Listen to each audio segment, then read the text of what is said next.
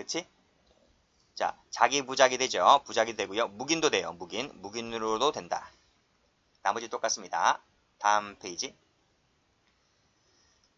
자, 여기 보시면 빨간색으로 휘공갈자가 외포, 겁을 먹어서, 외포는 겁입니다. 묵인함을 이용하여, 묵인 동그라미, 재물을 탈취해가는 경우도 공갈죄가 된다. 자, 밑에 판례 가볼까요? 별표 칩니다. 별표 칩니다. 사기죄가 똑같다 그랬어요. 처분행위가 존재해야 되고요. 처분행위라고 하는 것은 자기, 부작이 모두 가능하다. 옆에 빨간색으로 묵인 동그라미. 그쵸? 방금 말씀드렸지? 묵인하고 있는 동안에 탈취하는 경우도 공갈로 볼 수 있다. 자, 올라가 볼게요. 갑은 A 파출소 앞길에서 의리운전하는 택시를 탔어요. 그래서 어디까지 가자 그랬어요? 어디까지 목적지까지 가자고 했는데 세 번째 줄. 자, 택시 요금 지급을 요구합니다. 택시 요금 달라고 하니까 을의 목을 붙잡아 얼굴을 때린 다음에 도망갔어요. 때리고 도망갔어요. 택시기사가 택시 요금 안 받는다는 게 아니에요. 택시 요금 달라 했어요. 달라 했는데 때리고 도망갔어요. 자, 근데 그 택시기사가 그 지역을 잘 알잖아요. 그쵸? 그래서 저놈이 저쪽 동네 간다 그랬는데 그 목적지 앞에서 기다려요. 그러니까 저놈이 저쪽에서 걸어오는 거예요. 자, 그래서 또다시 만나서 택시 요금 지급을 요구했어요. 그러니까 또다시 한번 때리고 도망가요. 자, 공갈죄 될 수 있을까? 라고 하는 건데, 공갈죄가 되려면 처분행위가 있어야 한다 했잖아요. 택시비를 면제하는 처분행위가 존재를 해야 되는데, 지금 택시 요금 지급을 요구했잖아요. 그것은 면제라고 하는 의사표시, 처분행위라는 것이 존재해요. 택시 기사 아저씨가 면제를 안 해주잖아요. 돈 달라고 했는데, 즉 처분행위가 존재해요? 처분행위가 존재하지 않잖아요. 그래서 구조 자체가 사기죄나 공갈죄가 되는 구조가 돼야 안 돼요? 안 되는 거예요. 그쵸? 무슨 죄밖에 안 돼요? 때리고 도망갔다고 했으니까 때렸다는 것은 인정되므로 폭행죄는 가능한 거예요. 자, 밑에 가로 2번 보시면 처분행위를 한 적이 없어요. 택시요금을 면제해준다는 처분행위가 없어요. 그 밑에도 택시요금 지급을 요구했다는 것 자체가, 이 지급 요구라는 것 자체가 바로 뭐다? 처분행위를 한 적이 없다는 거예요. 그래서 공갈죄가 되지 않고 폭행했으니까 폭행죄만 될 뿐이다 하는 게 판례입니다. 자, 다음 페이지. 자, 착수시기를 갈게요. 착수시기는 똑같죠? 뭐지? 폭행 협박시죠. 폭행 협박시. 공갈행위 할 때 착수가 있고 취득했을 때 기수가 된다고 봤습니다. 자, 밑에 판례 보시면 중요한 거 별표 쳐볼까요? 독극물 사건 별표 치시고 그 밑에 판례 이거 별표 쳐보세요. 요 판례가 공갈쳐서 제일 잘 나오는 판례예요. 자, 올라갑니다. 피해자들을 공갈쳤으니까 요때 착수가 있는 거죠? 빨간색으로 입금하게 되면 입금하는 순간 기수가 되는 거예요. 됐습니까? 자, 올라가 보시면 독극물 나와 있죠? 투입하겠다고 협박하여 외포심을 느낀 사장은 갑이 지정한 은행 계좌에 돈을 입금하였다 하는 순간 기수가 됩니다. 기수. 끊고 인출을 못했다 하더라도 미수가 되는 게 아니라 기수가 되는 판례죠. 자, 밑에 자, 자동차 나왔네요. 자동차는 언제 기수일까요? 인도받으면 동그라미 이때 기수가 돼버려요. 자, 이전 등록 아니에요. 이 자동차에 대한 이전 등록을 받기 전이라 할지라도 즉 서류를 다 받았을 때 그래서 내 앞으로 자동차 등록 명의를 마쳤을 때가 아니라 그 자동차를 내가 현물로 직접 인도받으면 그때 기수가 된다는 판례입니다.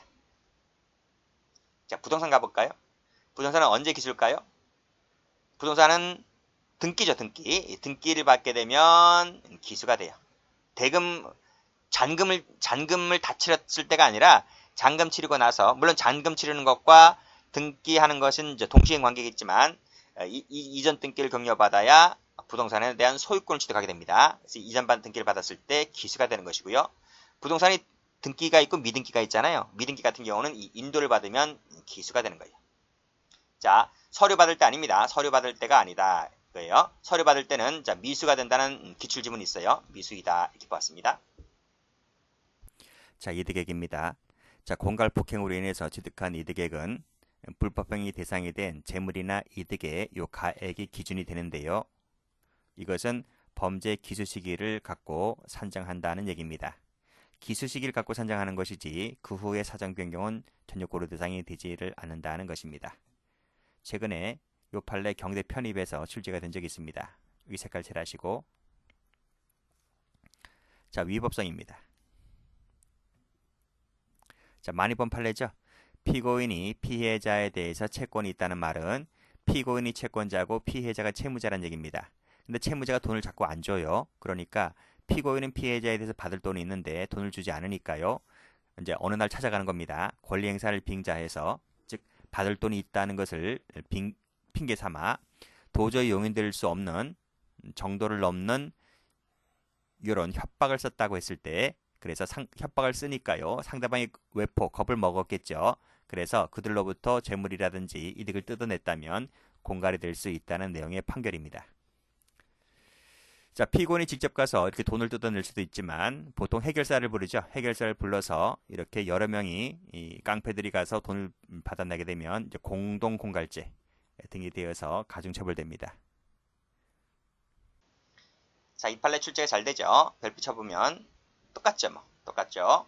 자, 권리 실현의 수단이다. 이렇게 쓰고 있죠. 권리 실현 수단이다. 즉 채권자란 말입니다.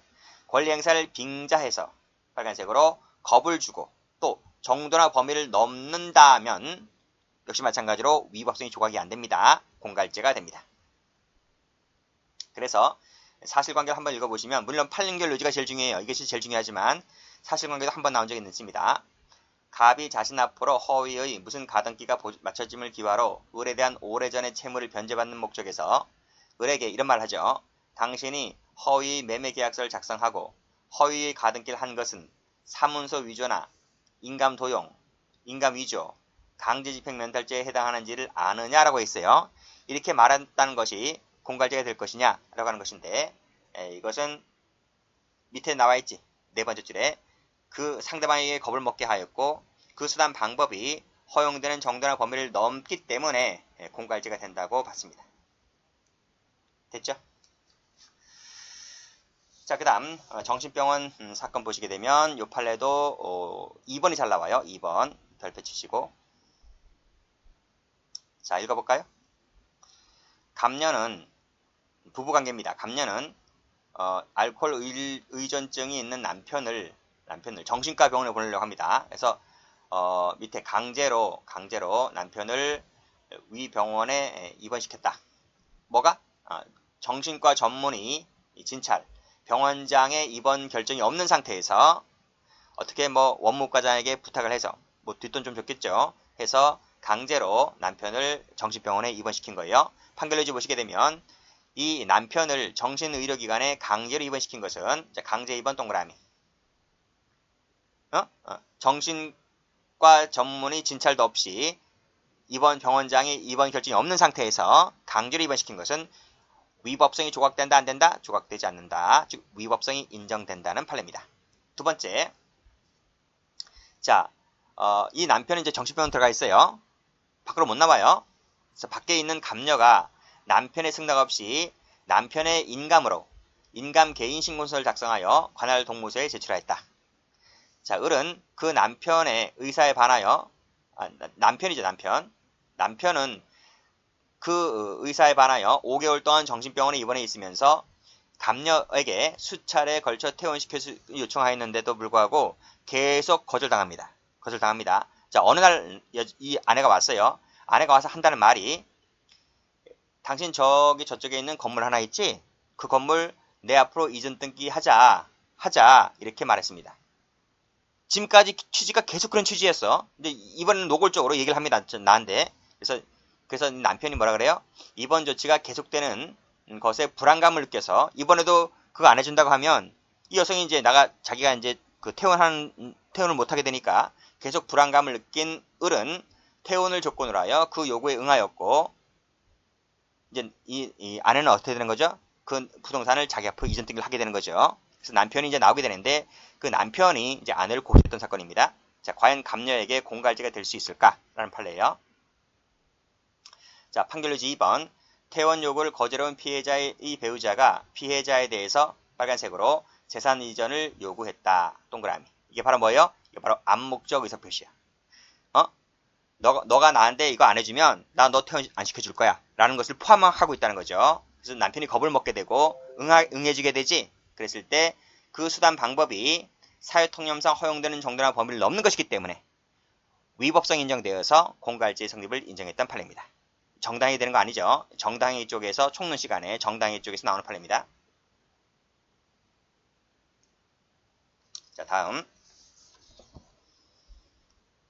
자, OX 판례 보시면 자, 공갈죄 성립을 인정했던 판례 볼게요. 전부 다 채권자가 채무자에게 하는 것들입니다. 자, 동거를 청산하는 과정에서 피해자에 대하여 금전 채권이 있다는 말은 무슨 말이지? 아, 피고인이 채권자구나. 채권자구나. 이렇게 알 수가 있네요. 자, 이제 뭐 남남이잖아요. 그쵸? 그래서 이 남자가 여성한테 용인되기 어려운 정도를 넘는 이 협박을 써요. 협박을 쓰게 되면 이것이 공갈죄가 돼요. 자, 밑에 2번. 피고인이 을로부터 피해자 갑에 대한 외상대금 채권 회수를 의뢰받았다. 그러면 이 을이 누구죠? 을이 채권자죠. 채권자로부터 외상대금 채권 회수를 의뢰받은 거예요. 그러니까 해결사지, 해결사가 됩니다. 돈 받은, 남에게 못 받은 돈을 받아주는 그 해결사들 있죠? 그치?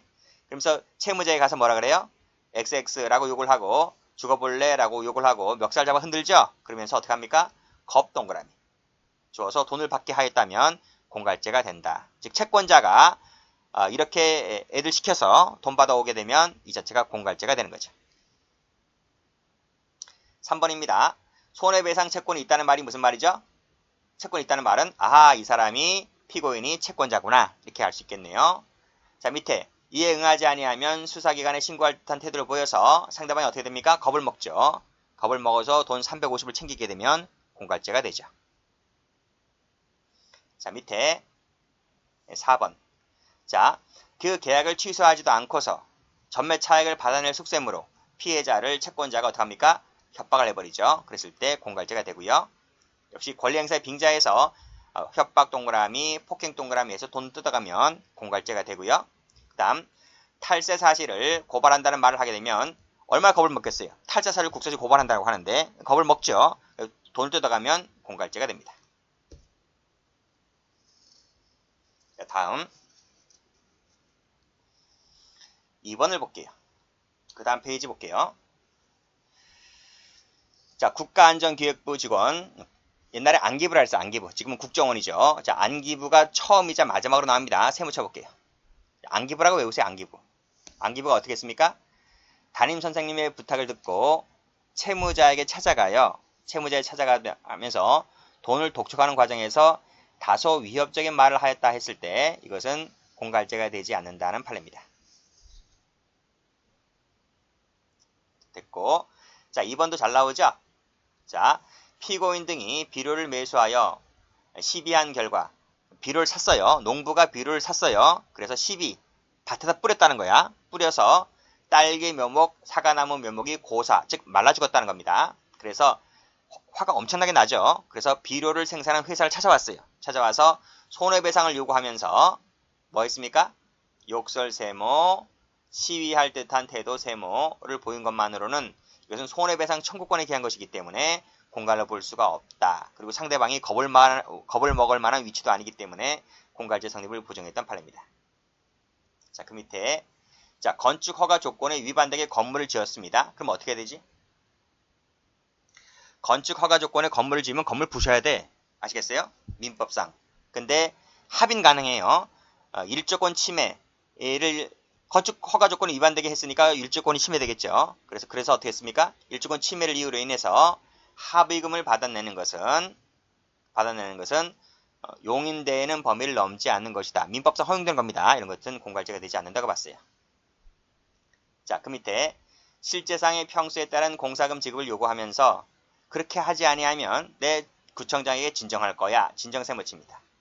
그리고 설명 나중에 할게요. 자, 매도 대금을 더 주지 아니하면 내가 징역 가는 한이 있더라도 어떻게 하겠다.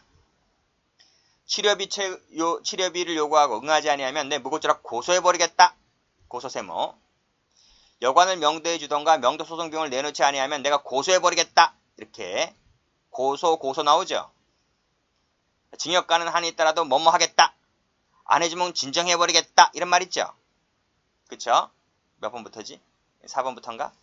4번부터 쭉 묶을까요? 쭉 묶어.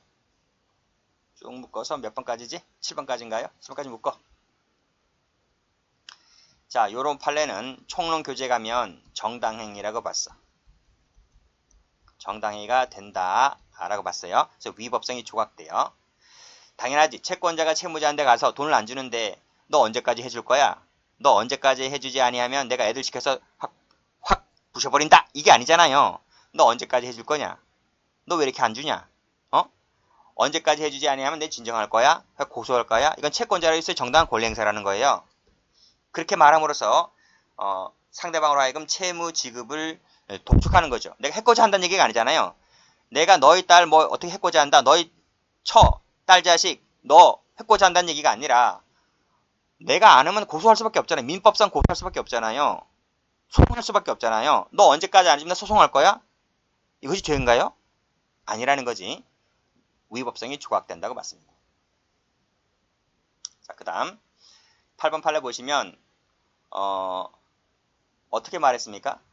판결 결과에 따라서 정산할 것을 요구했다. 결과를 보고 얘기하자는 거예요. 판결 결과를 보고 얘기하자라고 말했을 때는 그것은 정당 권리 행사이므로 공갈죄가 되지 않는다고 봤습니다. 자, 다음 판례입니다. 자, 이 판례는 중요한 판례이니까요. 별표를 쳐봅니다. 어떤 사건인지 좀 적어보면 자, 성폭력 피해자가 가해자에게 합의금을 제한한 사건입니다. 근데 가해자가 합의금을 주지 않으니 성폭력 피해자가 고소를 했던 사건입니다. 그런데 이 해당 성폭력 사건에서 수사기관이 증거 부족으로 불기소 처분이 내려졌거나 또는 검사가 기소를 했다고 하더라도 법원에서 무죄 판결을 받았다면 이 합의금 제한한 사건이 공갈이 될 수 있는가에 관련된 중요 판결입니다. 공갈이 됩니까 안 됩니까? 자, 합의금을 요구했다가 상대방이 불기소가 나오거나 무죄가 나올 경우에 자신이 공갈범으로 처벌받게 된다면 진정한 이 성폭력 피해자들이 이 고소나 합의 과정에서 극심한 공포를 느끼게 될 거잖아요. 그렇죠? 그래서 이것은 권리행사의 위축 방지 차원에서라도 이걸 섣불리 공갈이라고 단정해서는 안 된다라고 하는 것이 이 판결 요지입니다. 볼게요. 자, 무고죄죠, 무고죄. 자, 무고죄의 판단에서 성폭력 등의 피해를 입었다는 선고 사실에 관하여 불기소나 무죄 판결이 내려졌다 하여 그것이 그 신고 내용을 허위라고 단정해서는 안 된다는 법리가 있어요. 이것은 무고죄 판례 저 맨 뒤에 우리 교재에 있습니다. 거기에 요 관련된 판례가 나오니까요. 그때 다시 한번 말씀드리기로 하고 이 법리가 공갈죄의 경우에도 똑같은 기준으로 적용되어야 한다는 겁니다. 따라서 성폭력 피해를 입었다는 고 주장하는 사람들이 이 가해자로 지목하며 합의금을 주지 않으면 불이익을 끼칠 것과 같은 언동을 하고 그 사람을 수사기관에 고소할 경우에 그 가해자로 지목된 사람이 성폭력 범죄의 성립이 증명되지 않는다 하여 범죄 성립이 증명되지 않는다 하여 곧바로 합의금 관련하여 한 위와 같은 언동이나 그 고소행위가 정당한 권리자에 의해서 권리행사의 수단으로 사용된 것이 아니다 라고 쉽사리 단정해서는 안 된다는 거죠. 그 말은 공갈죄라고 곧바로 단정해서는 안 된다 라고 하는 것입니다. 나아가 그 언행이 공갈죄를 구성하는 해약고지에 당연히 해당하게 되는 것도 아니죠.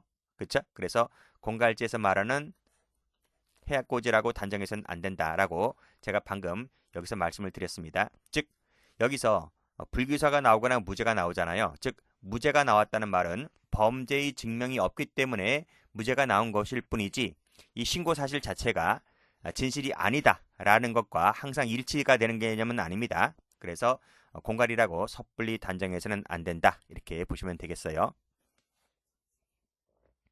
자, 그 사례가 여기 꺽쇠 2번 나와 있는데, 자, 피고인이 갑으로부터 중간간 상해죄 피해를 입었다는 취지로 형사 고소를 하였는데 경찰서로부터 혐의 없음 불기송치 결정되었습니다. 피고인은 위 고소를 제기하기 전에 갑을 만나 준강간 상해죄 피해 주장하면서 갑에게 5천만 원 상당의 합의금을 요구하였는데 이제 합의가 안 되었죠. 그래서 이제 피고인이 이 준강간 상해죄로 고소를 했던 사건인 겁니다. 자, 피고인으로서는 준강간 상해죄의 범죄 피해자로서 자신을 인식하여 피해자를 고소하기에 이르는 일련의 과정에서 합의금을 요구한 것이기 때문에 설령 그 과정에서 자신이 입은 피해나 주변 상황 등에 대한 다소의 강조가 있다 하여 이를 섣불리 허용되는 정도를 넘는 권리 행사라거나 권리 남용이라고 단정하기는 어렵다. 그 말은 위에서 말씀드린 대로 공갈죄의 해약고지라고 단정하기는 어렵다라고 하는 것입니다. 그래서 꺽쇠 2번이 사실관계이긴 하지만 출제는 꺽쇠 1번이 더 출제가 많이 되기 때문에 꺽쇠 1번을 잘 받으시기 바라요. 자, 이 판례가 말하고자 하는 것은 성폭력 범죄 사건의 특수성이 있잖아요. 특수성이라고 하는 것은 단둘만이 있는 공간에서 발생한 사건이기 때문에 피해 호소인이 형사 절차를 밟는 과정에서 이 공갈범으로 몰리는 상황을 방지하고자 하는 취지이다 라고 보시면 됩니다. 그래서 성폭력 사건 이후 발생하는 합의금 분쟁 과정에서 고소인의 방어권을 강력하게 보호해주는 법리적 근거가 되는 그런 중요 판례라고 볼 수가 있어요. 자, 죄송합니다. 자, 공갈죄의 수단인 협박은 공갈죄의 흡수가 되는 것은 아시죠? 따라서 흡수가 되기 때문에 별도로 협박죄를 따로 구성하지는 않습니다. 자, 그 범죄 사실에 대한 피해자의 고소는, 자, 피해자는 협박을 고소했거든요. 협박 부분에 대하여. 근데 협박 부분에 대해서 고소를 했는데 그 협박은 공갈죄 흡수가 되다 보니 이 고소는 결국 공갈죄에 대한 고소라고 볼 수가 있겠죠. 근데 공갈죄는 반의사 불벌죄가 아닙니다. 단순 협박죄는 반의사 불벌죄이지만 공갈죄는 반의사 불벌죄가 아니기 때문에 근데 피해자가 이렇게 고소를 해놓고 나서 나중에 이 고소를 취소를 해버립니다. 즉, 이 취소라고 하는 것은 어떤 부분이냐면 피해자가 나중에 처음에는 이 협박에 대해서 고소를 했잖아요. 그쵸? 근데 나중에 이 협박 부분에 대해서 처벌을 원치 않는다.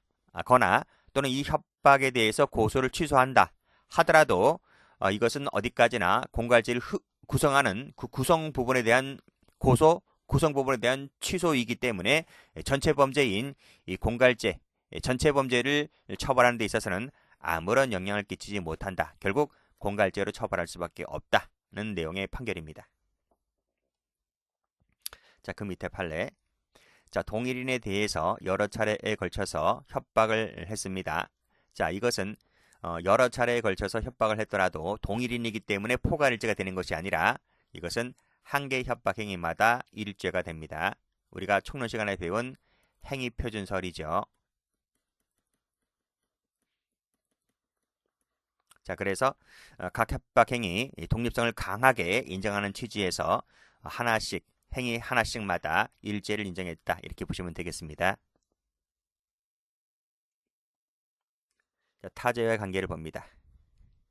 자, 공무원이란 사람이 직무집행 의사 없이 대가적 관계 없이 공갈쳐서 재물을 뺏었다면 공갈죄만 될 뿐이죠. 왜 수뢰죄는 안 됩니까? 공무원이 돈을 받으면 수뢰죄가 될 것 같은데 수뢰죄가 되지 않는 것은 직무 관련성이 없기 때문에 그래요.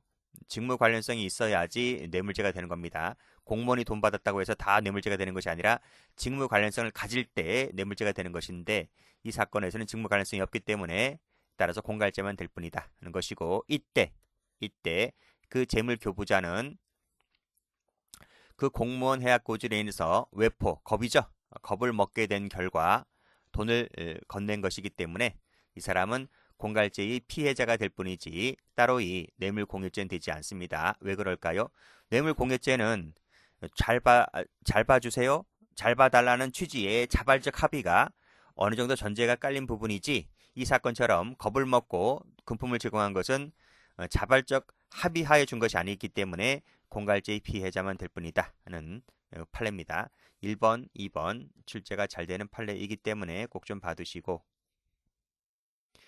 자, 그 밑에 공갈죄와 도박죄는 구성요건도 다르고 보호법익도 다르죠. 공갈죄는 개인적 법익이고 도박죄는 사회적 법익입니다. 따라서 공갈죄 성립에 일반적 전형적인 도박 행위를 수반하는 것은 아닙니다. 즉 공갈을 구성한다 해서 반드시 도박을 해야 하는 것은 아니잖아요. 그렇기 때문에 도박은 공갈죄의 필수적이거나 전형적인 수단이 되지는 않습니다. 따라서 도박이 공갈죄의 수단이 되었다 손치더라도 그것이 흡수가 되는 관계가 아니라 따로이 별도로 죄가 각각된다 이 얘기입니다. 자, 그 밑에 특수공갈죄 나와 있네요. 자, 이 특수공갈죄 제가 맨 앞에서 특수상해죄 할 때 말씀드렸는데 그 특수상해죄도 2016년도에 형법에 신설됩니다. 종전에는 폭처법상에서 특수공갈죄로 처벌되었었지만 그것이 일반 형법에 이제 편입되어서 이제 우리 형법에 규정된 겁니다.